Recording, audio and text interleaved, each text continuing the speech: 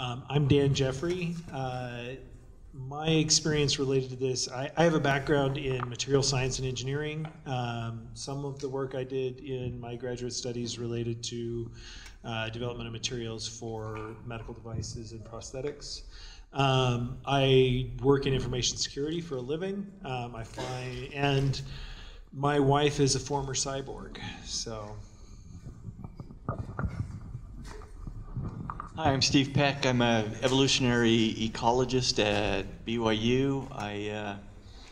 I'm coming to this mostly from, I taught bioethics for many years, and I've been doing a lot of thinking about human body computer interfaces, and did a paper with the students on the ethics of trying to communicate with people with locked-in syndrome, which is essentially you have lost the ability to do any sort of communication, even eye movement. For years and years, they thought people with locked-in syndrome weren't conscious at all, and it turned out they were fully conscious, but they had no way to communicate.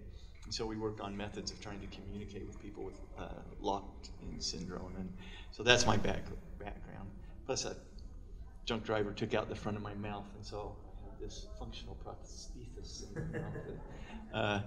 It has given me at least some appreciation for human mechanical engineering.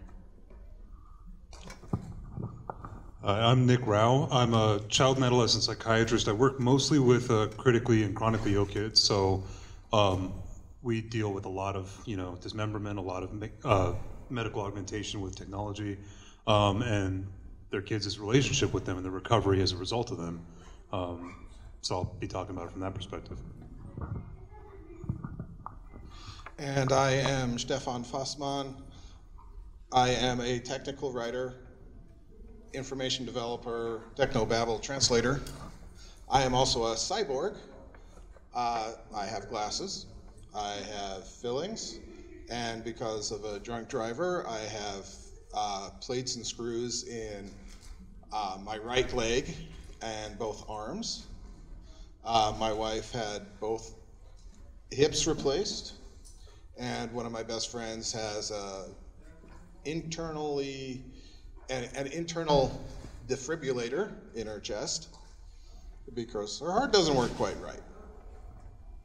So there are a number of prostheses in that kind of respect. The history of prostheses is very deep. The oldest known one is the Golden Eye from the Iran-Afghan region, circa 3000 BC. There's the Cairo toe, come back from about 700 BC, and a Capua leg from Capua, Italy, 300 BC. That was had a bronze lower leg with, a sheet metal waistband to hold it together.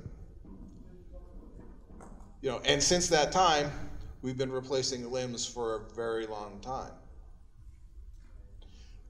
Nowadays, we have 3D printing, using all kinds of plastics to make this a lot easier. Okay, my big question is, what do you need to know? What do you as an audience, as writers, want to know about prostheses and how it might relate to a character and how to use it in a story? So I'm writing artificial intelligence characters, and so I'm just hoping to get ideas for how I could use what's true and then make up some fiction to explain why, how when someone has a prosthesis, how the nerves and whatever talk to the body of the person and that kind of thing. Does that make sense? Sorry, I missed that. Okay, so I'm going to repeat the question to see if we understand it. So you have a story where you have a character that has had something replaced, and you're trying to understand the nerve device interaction interface? They're basically a non-human character, but I'm trying to just hoping to get something from a cyborg, robotic, fake human element class that then would relate to a more robot character. But I'm interested particularly in nerves and signals and how human parts of the brain communicate with fake things. Okay. So we're not very good at that yet. Okay. There's a lot of research being done in that area, right? That's definitely something that we're super interested in, and probably a next big step forward in, especially in operation of prosthetics and things. We have reached, one example that is interesting to look at is holding a cup, for example.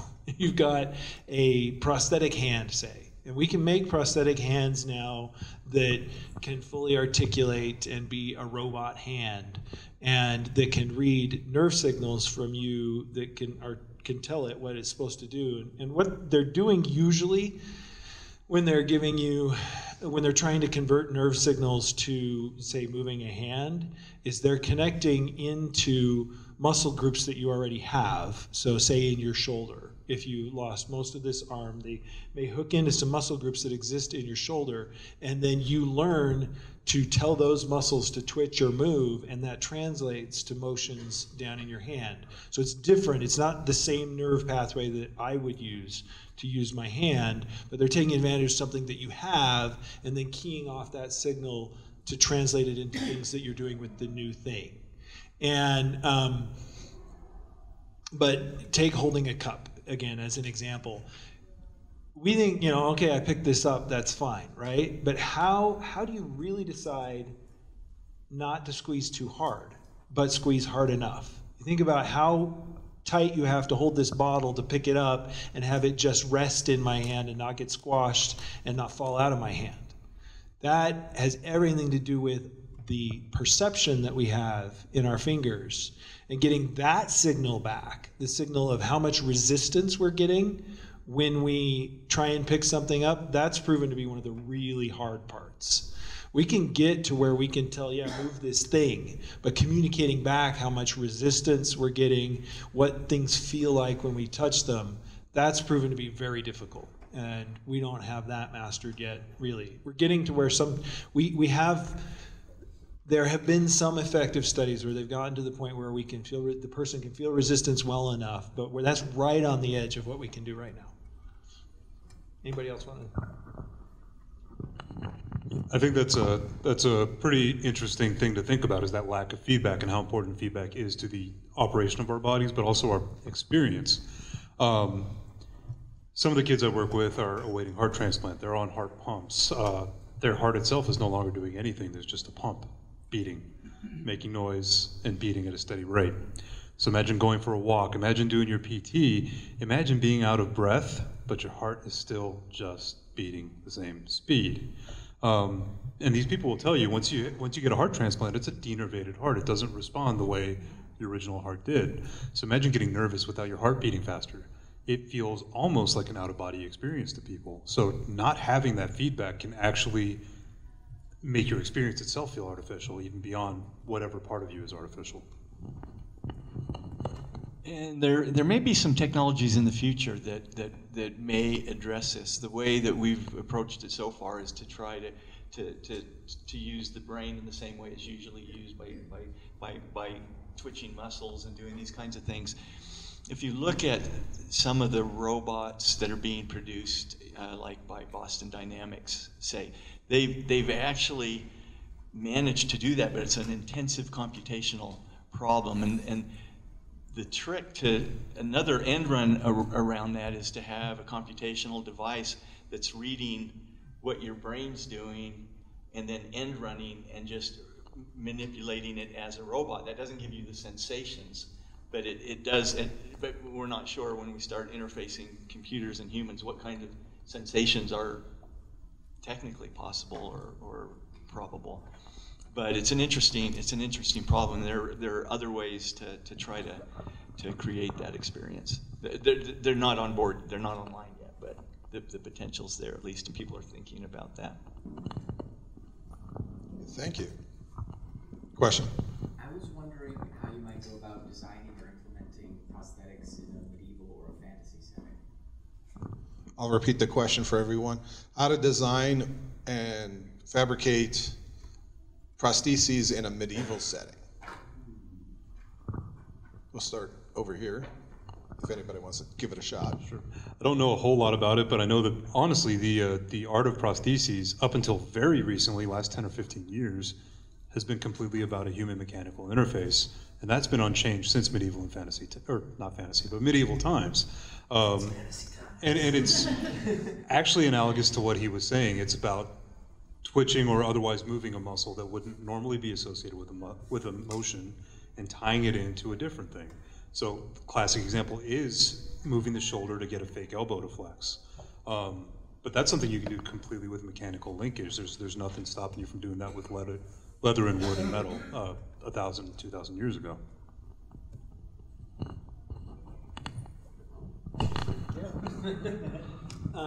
As you talk about things that have been done, so first of all, there is a lot of information you can find if you go out and do some searching or consult some books. There's been a fair amount written on what we've done in the past. And some of it's really fascinating, some of it's kind of pretty disturbing. But mechanical is one way to try and get functionality. If you bring magic into it, of course, you can do whatever you want. But you know, and maybe you go all cybernetic prosthetic and it's an enhancement that's better than your regular arm, and people get their arms off to have magical ones put on, whatever. But when you talk about actual physical limitations, a lot of it ends up also being art. And a lot of it has a lot to do with socioeconomic status. And so as someone is a poor person or a sailor, maybe they get a peg leg, you know, they get a stick that gets strapped on with some leather to the end of their stump, and that's what they get. Somebody who's better off may very well end up with something that's brass and bronze and gold, and their false leg becomes a status symbol, and every time somebody sees it, it's supposed to remind them of, remember that war that I fought in, that I made me so cool? That's why I have this prosthetic. So, and that's true of prosthetics even today. You know, the prosthetic is something that people are going to notice. It's something that stands out. It's something that's a part of them now, a part of their life, and how the person handles it and how they interact with it. I mean, this is a big part of what Nick deals with kids, but as you deal with adults that got this prosthetic as a part of some action, they may very well choose to either be ashamed of it or be proud of it and have it be something they want to show off, or, you know, it's part of that person, and how they interface with it and how they treat it and how they present it to others is significant in terms of that character in your story. Yeah, historically, we have, after the Battle of Waterloo, we have Sir Henry Paget, Lord of Uxbridge. He lost a leg, and they created the Angsley leg, which had a system of kangaroo tendon strips to allow flexibility at the knee, ankle, and toes. So he could actually walk with it reasonably well. The Cairo toe was a leather and fabric thing from, you know, nearly 1,000 years ago, that, or, well, 1,000 BC, that allowed flexibility so you could actually walk in Egyptian sandals. So there is quite a bit that can be done depending on how much effort you can afford to put into the creation of the object. But a good question is, okay, if you have magic, what can you do with prostheses? Anybody want to take that one on? I think the fun of magic is its limitations. And I think that this would be a good opportunity to explore that. I mean, when I think about the Middle Ages, to be honest, probably 95% of the people would never have a prosthesis. They would walk around with their wounds. These kinds of wounds were really common, and you can see them depicted in war paintings and things. And if you introduce it as an opportunity for magic, then you get into the things like, what can it do? What can't it do? How is it perceived by the people around? What do they resent their magic hand? I mean, this gets a lot of play in magical and science fiction movies. The interchangeable hands. Can I turn it into a weapon? Can I do all these kinds of things? But I think magic's even more interesting than technology in some ways, because you're forced to think about what are the limits of this. can I put on a giant tentacle and choke people from a long ways away? Can, you know, what are the potentials? But that's where you have to be careful. You have to. I think good magic is founded on its limitations, not on its power, and that would be something I think very interesting to explore. The magic of a prosthesis. How does it limit the character? How does it advance the character? So those things could be a lot of fun. So interesting question. I'll take it for a second. I think the thing with any magic system, it's part of your storytelling, right? At the end of the day, you're writing a novel not to, most of us are not going to write and have people buy the appendixes to Lord of the Rings, right? The appendices were a lot of information, but even those were interesting because of the story that they were attached to. And it's important as you write a story with a magic system around a prosthesis, the prosthesis is significant to the development of this character, the definition of this character, and if it's a magic system around a prosthesis, then the prosthesis has to play into and illustrate some aspect of your magic system and move your story forward. At the end of the day, anything you're going to do should be part of telling the story, developing a character, progressing a theme, tying into where you want to go and what you want to communicate. And one thing that has to be taken care of, maybe not taken care of, but has to be addressed is, at least in my experience with the prostheses that I'm dealing with, is the pain.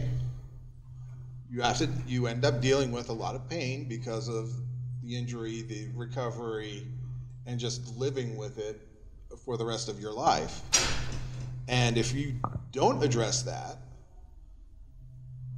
you're leaving something out. You're leaving character development on the table. You can, does your society have some kind of pain relief? Because until very recently, we didn't have a whole lot. A few herbs or a lot of alcohol. You end up self-medicating just to deal with the fact that I'm in pain all the time.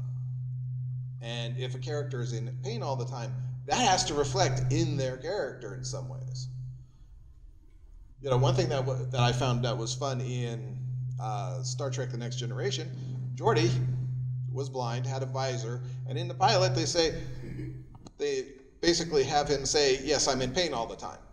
They never, ever return to that with the character, and that was a little frustrating. You're nodding your head. You got to say something. Yeah, I definitely have something to say about this. I think pain, and it's really easy to look at someone with a prosthetic or someone who has gotten this assistive device to kind of return to normal. It's easy to forget that also does come with a cost. Whatever we are doing is almost always less efficient than whatever was there before. Some of y'all saw me walking on my sticks, and those are great. They let me stand a lot longer than I could without them. They let me walk a lot further than I could without them. But there's a cost too. I've blown out both my shoulders from carrying around my 230-pound butt. There's a cost, and to every sort of prosthetic.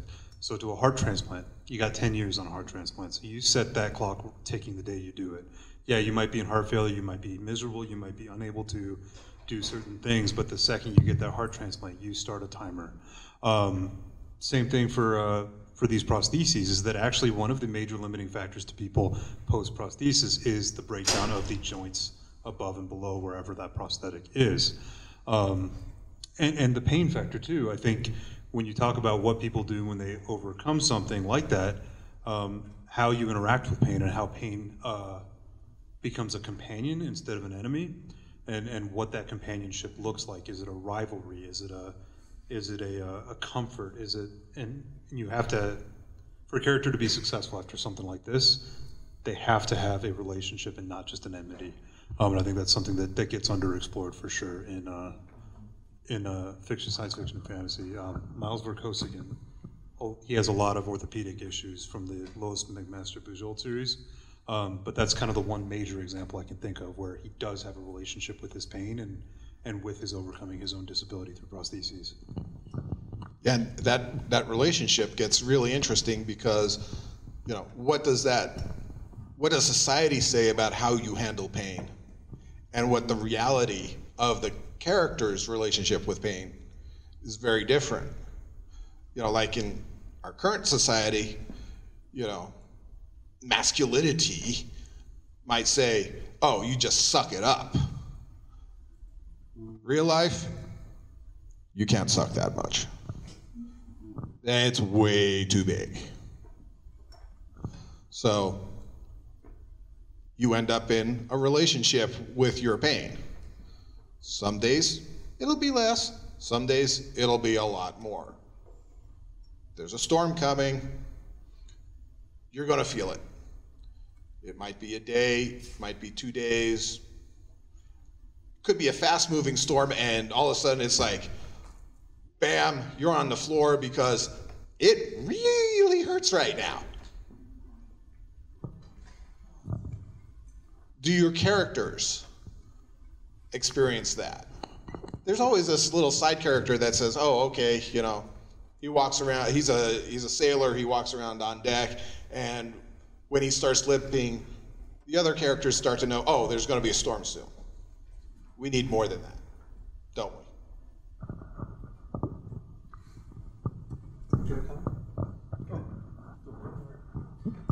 So I mentioned that my wife is a former cyborg, right? When we talk about, so one question is why have a prosthetic, right? You might have it because you want to look like everybody else. Even though it's not very functional, it helps you to fit in, or people don't notice as immediately that you're different. You might have a prosthetic because you want some of the functionality that you lost, and that may be a reason. And so it's important that it be able to do something. You might choose not to have a prosthetic because of the difficulty and the pain that comes from. I mean, you talk about the sailor on the deck with the peg leg. Somebody walking around on a peg leg, most of the time at the end of the day, their leg is pretty raw. I mean, you've been rubbing against this interface, and they're using that comes with a cost. And is it worth it? And what is it that they gain? Why do they choose to have a prosthetic? I mentioned my wife was a cyborg. My wife was in a car accident. She has several conditions, both from the car accident and then from her genetics that all played nastily together. And she ended up getting an implanted device called a neural stimulator. The way a neural stimulator works is they put copper leads over the nerve, and then it creates an electromagnetic field in pulses that overrides the communication that's happening in your nerve, right? So here you have a cybernetic implant that exists for the sole reason of making you not know what your nerve is trying to tell you, because your nerve is not saying nice things on a constant basis, right?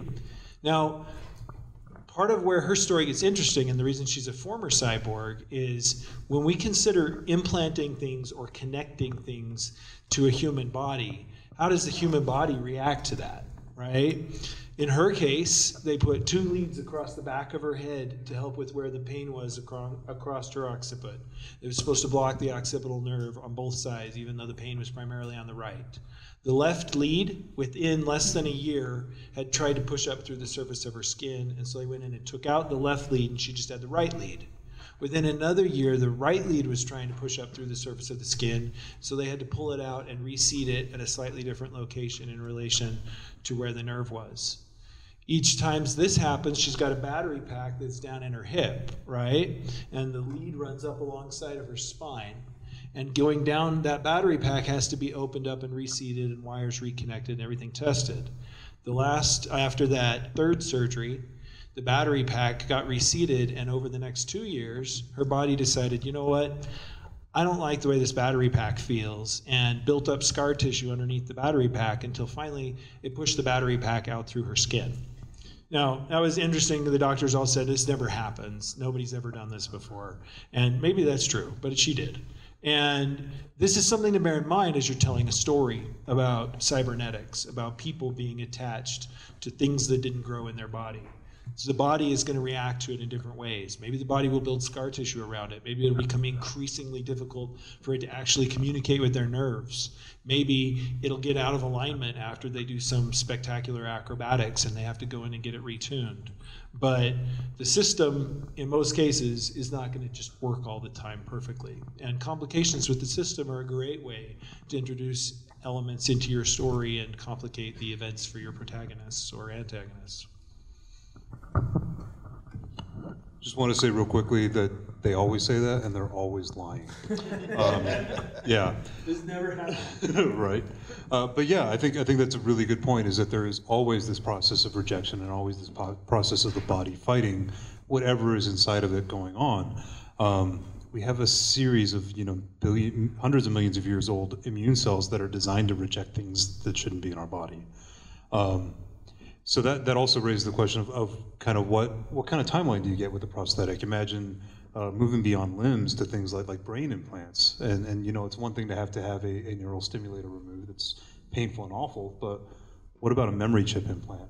Would people accept something like that knowing that there's a risk of becoming brain dead, or that after 20 years, they're gonna have to remove part of your skull to take it out? What kind of trade-offs get introduced in a technological society where we can be ever more invasive while still having to deal with that? Or for that matter, to what degree does biohacking become part of our prosthetic future? To what degree does using our own cells in very weird ways become a part of prosthetic culture? Are there even going to be prosthetics once stem cell development gets to a certain point? I was just going to add, bouncing off of that, in ethics, there are usually two principles of thinking about human either enhancement or repairing previous damage. And certain prosthetics like brain things could be not there to repair anything, but something to enhance your abilities, to make you a better athlete, to make you a better thinker, all these kinds of things. And that brings up really interesting questions about what does it mean to be a human if we can tamper with our genetics and we can tamper with our neurology and all of these things. It becomes an open question about what's possible, and if it is possible, should we do it? And I think there's very few questions about reparative things, trying to make things better. This study I was involved with on locked-in syndrome, it was discovered that you could actually kind of see what people were thinking. They did some brain scans and had people think of different objects, and they could actually, it didn't just fall out, but through computer mapping, if they were told to think about a tree, they would bring up a little something that looked like a tree. And this opened up communication possibilities for people with locked-in syndrome, because suddenly you could say, think of a boulder if you want yes, or think of a tree if you want no. And it opened this communicative process that was never seen before. And it was really interesting, though, the potential of what technology can open that hasn't been opened before, like this. So. Very good. And what you were bringing up before, biohacking, there are people out there right now that are doing early form biohacking. They, implanting magnets under their skin, on their fingers, so they can detect current flow. But then we also have like the pet identification chips. Those are little things you can inject to be able to identify lost pets. That's a form of biohacking as well. Question. You mentioned a little bit about the psychology. You have to have a relationship with pain. What other psychological aspects are there of being a person with a prosthetic that we should be aware of? Okay, what other psychological effects do we need to worry about for someone with a prosthetic? So I think about this a lot. I think and let me back this up with this. This comes with the relationship with the prosthetic in my mouth. You form a relationship not only with the pain and the situation, you form a relationship with it. And it becomes a source of both joy that it makes things functional, and it also brings resentment because you have to have it. And it becomes a very spousal relationship in some ways. I mean, it's with you all the time or not, and when you're away from it, you've got certain limitations. I think that's one aspect of the psychology, and I think the other aspect is when you're engaged with others. Often people are discomfortable with prosthetics. They're foreign and uncomfortable, and I wrote a short story about a woman who had her leg blown off in a war, and at one point in the story she's teaching a lesson to a group of women, and she takes it off. She wants to show them her raw state without her attached leg. And what was interesting for me in exploring this was digging in through literature and through YouTube videos, trying to understand how people feel about their prosthetics, and it's a very complex relationship. When I say spousal, I mean that quite literally. It becomes a kind of entity that's always there, that you need, that you appreciate, that you resent, that you're angry at, that sometimes breaks, that all these kinds of things. And for me, an interesting thing in writing is how the prosthetic itself can become a character in the story. And because it is, in a person's mind, in a person's psychology, it is a character. It plays the role of someone else in very literal senses. And so for me, those kinds of questions really open up an opportunity to write about it as a character. So I think one of the interesting things to think about when we think about prosthetics is when people don't wear them. So there's a YouTube comedian, Josh Sundquist. Y'all might or might not know about him, but he's an amputee. He could wear a prosthetic leg. He chooses instead to do the elbow crushes instead. From his perspective, he's got more freedom because the sticks are easy to take on and off. He's less tied to something, and this dude can move. So I think there's that, but also he's an extreme example.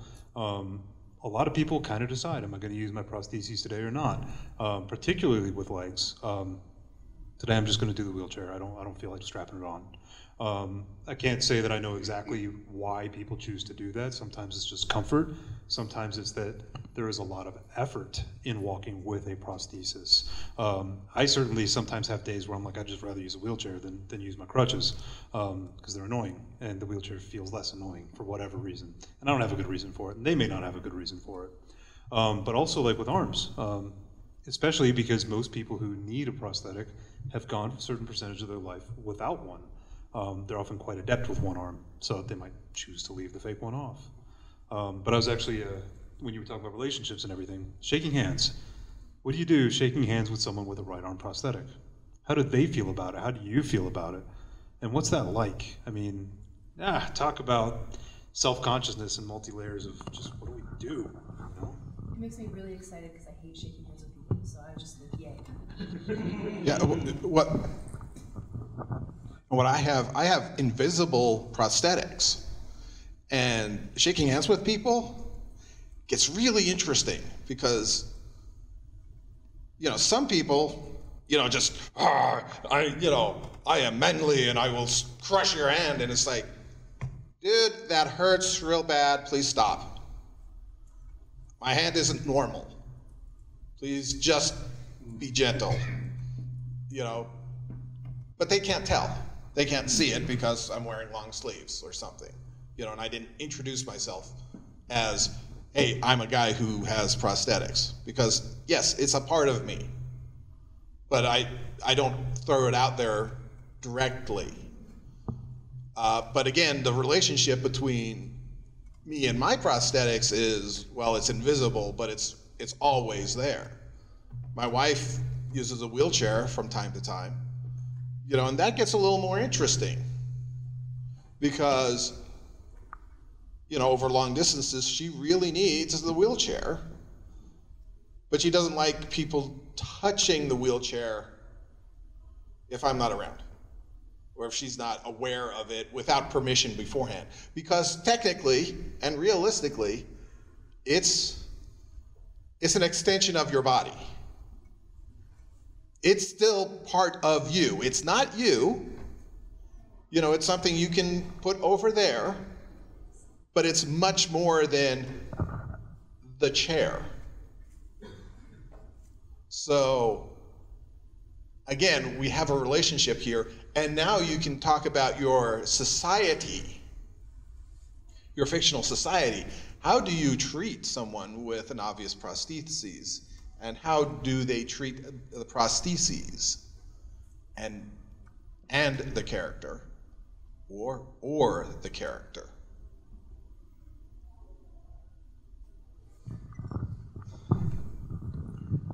One thing that came to mind as we've been talking is about some of the costs and the relationships that we have with our prosthetics. We've talked about, we've mostly focused so far on replacements, fake limbs and things. But if we go back to the topic of augmentations, and in our cyberverse that we're moving into or whatever, Which you can do with Magic too. Yep, absolutely. You can, just as long as it works within your magic system. That you have a relationship there as well, right? You have some super soldier that's been augmented to be able to do amazing things. What happens when their prosthetics don't work, or something goes wrong with it? You know, this is a big part of who they are, and they get removed. or just deactivated, depending on the government you're dealing with, right? Or you get monitored for the rest of forever because you've got this whatever augmentation that they can't really change, but you're still extremely dangerous. And how do other people react to you if you return to the civilian population and they can see, because it's visible on the outside or it's not visible on the outside, that you're different, How does that affect the way that you're able to be normal? Soldiers already experience that, and to be actually externally different. One character that I thought of as we were having this conversation, if any of you have read the Mirador trilogy by Dan Wells, there's a character in one of the books named Mr. Park. Mr. Park is an overclocked human, is the way that I think Dan described him. And he thinks faster, he moves faster, everything's better, but he'll die in 5 years at most because it's wearing out his body. It's killing him. For whatever reason, whether he made that choice or a corporation made that choice for him, he's now on this death track. And for the period of time that he has this, he benefits from it. But that, and this in Dan's book, Mr. Park is a side character that we don't really get into who he is or his motivations. But that's an interesting question. How does he, as a human, who thinks faster than everybody else, so I guess he has more time to think about how much he does or doesn't hate what he's experiencing and what he does. Why? What does motivate him? What are his values? What are the things that he gets out of this that make this worth it to keep going? I mean, at any given moment, we do all have the option to stop, and we can terminate our lives at any point if that's what we choose to do. And there's reasons why we choose not to, and why we keep participating in this experiment with everybody else. So. Just something I thought of. I wanted to broaden the scope of prostheses a little bit. Smartphones are pretty magical, right? I was actually like the very last generation of doctors to train without a smartphone. So it's been really interesting and really fascinating to watch what's happened. And things that we used to keep in our heads, we no longer do. And that seems like maybe it's not a bad thing that we've got this on our phone, but it also means we don't have the knowledge to network against each other. And so your doctors are actually dumber because of these prostheses.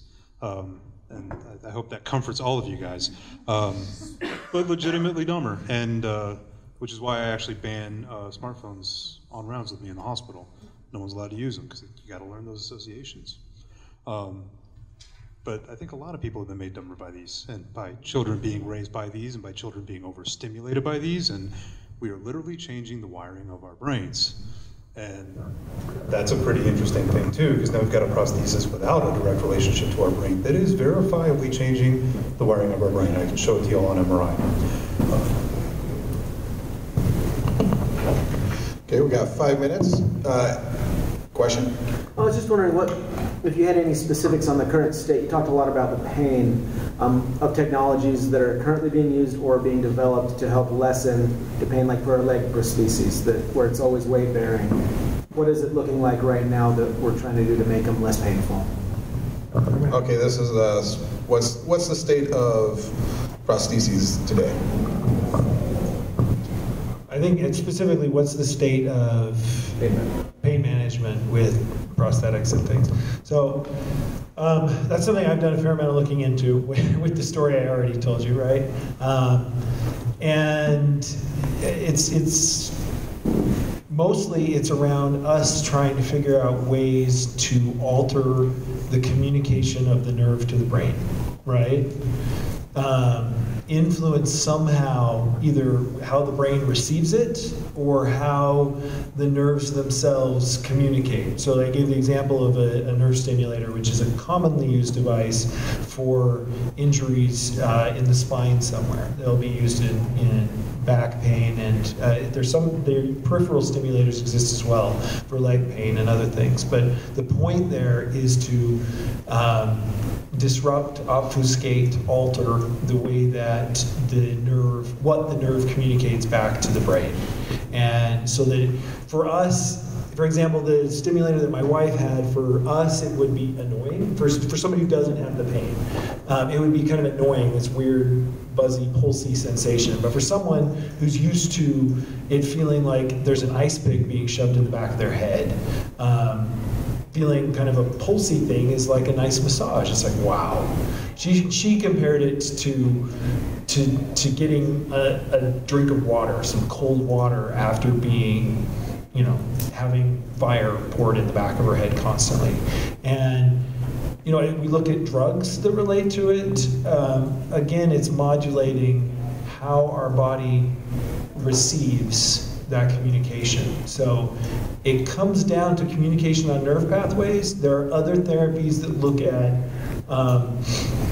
treatment of, it really depends on the injury, right? If it's a physical injury like you just described, like a leg, and what you're dealing with is the nerves at that location generating it, then most of the treatments would focus on either drug treatments that would try and modulate the way the body deals with the pain signals that it's receiving, or treatments that directly target the nerves and try and deal with the way that the nerves are communicating to the brain. Other aspects of it, there's phantom limb syndrome and other things that may be being generated from the area, but also are partly in your head and your brain remembering what things used to be like and patterns in your brain. And there are some efforts being made to try and figure out, well, how do we rewire brains? How do we get our brains to think about the body differently than it used to, and reroute some of those old pathways?